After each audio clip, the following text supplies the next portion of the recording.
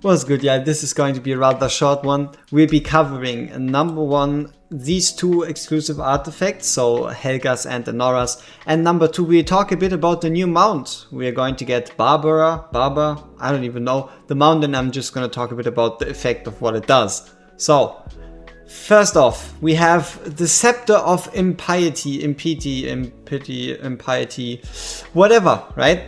And what it does is it increases the attack by 10% after Anora casts her ultimate. Labor's AoE damage permanently increases by 5%, stacking up to 3 times. When Labor kills an enemy, restores 3% rage for Anora, and this effect can only be triggered once every 5 seconds. So, first things first, increasing attack by 10% will increase the attack from Anora and in turn also increase the attack of Labor, because Labor stats are linked to Anora's stats. He's basically a copy of it, and I believe if you have Imrit, he's even a better copy with 110% of the stats. After Anora casts her ultimate, his AoE damage increases, that's pretty nice, and it stacks up to 3 times. So in total you could say you get 20% attack, 15% AoE damage, and just raw like that, this would already make it the best mage artifact in the entire game. And that is just for it being tier on plus 10. So then we have that last effect. When Labor kills an enemy, restores 3% rage for Anora. This effect can only trigger once every 5 seconds. For most heroes, this effect wouldn't nearly be as amazing or as important as it is for Anora, because Anora can't generate any rage outside of Laurel being despawned, because Elowin's and Hollow's and Leia's rages are considered a buff. So what this allows Anora to do is regenerate some extra rage, get her ultimate up faster, and then increase her damage. Now, with the way this is worded and the way it works, I only see it in, for the moment, one specific piece of content, and that is going to be Gear Raid 1. In Gear Raid 1, this is going to be absolutely amazing in helping Anora cycle her ult and kill more enemies. So if you still haven't finished 121, look forward to this heavily. And I guess as a second one, story content or content that we get in the future. And the main reason I say that is because in Gear Dungeon 1, where you would really want this effect, you most of the time do kill all your enemies at the same time. So let's say you defend the bottom lane, the enemies, all eight enemies come in, and then Anora basically hits everyone at the same time. Same goes, for example, in Artis if you have him there. So what ends up happening is you get basically 3% rage because you're capped to doing it once every 5 seconds. So overall, this artifact is going to be super goated. It is a really, really strong one. It works really, really well with her kit. But it won't change how I feel about her and how she'll perform in Gear Dungeon 1. So does that overall change my opinion on Anora? I would say yes.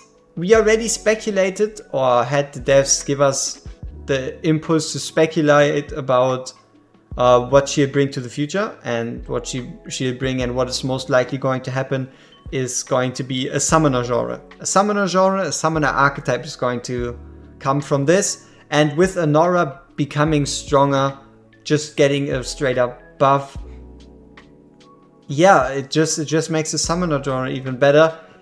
And honestly, it all just takes 1 or 2 future heroes to take Anora to absolute god tier. That is all it takes, 1 or 2 future heroes.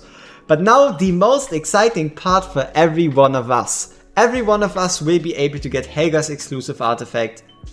And what it does is it increases single target damage by 15%, straight up. And then when the ultimate activates, restores 12% rage.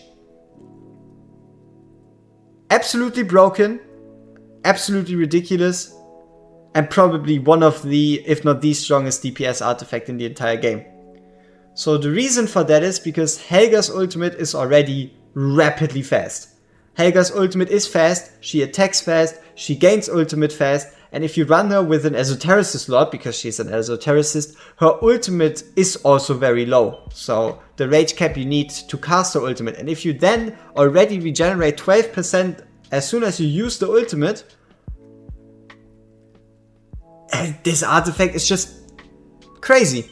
This artifact is going to elevate Hagar into Gear Dungeon 2 monster, Guild Boss 2. Guild Boss 2 monster, Styx Menace, Guild Boss 1 competitor, because she's gonna be really, really good for Guild Boss 1 now if she can fast cycle her rage and such.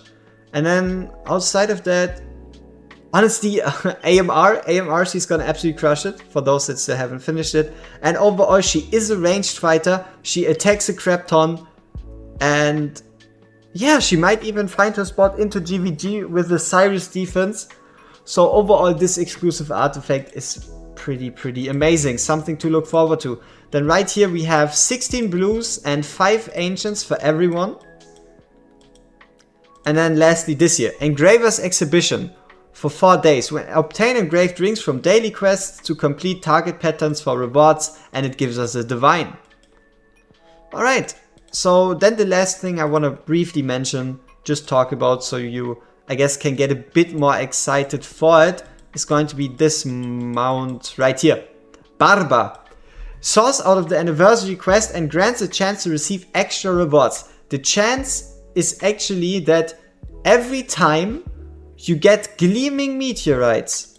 Gleaming meteorites, so the ones that you need to actually craft exclusive artifacts, you get +2. So every time you get exclusive artifacts, you get +2. Let's be real here, the only or the main drive every one of us is playing Void Rift is so that we can get gleaming meteorites and use those to look for the one and only, the most important and the very most crucial artifact of them all, the Suitor of Capris. Because this boosts Hex into fucking stardom. So yeah, that's been my 5-minute take. Okay, a bit longer. And yeah, we see each other in the next one. Peace.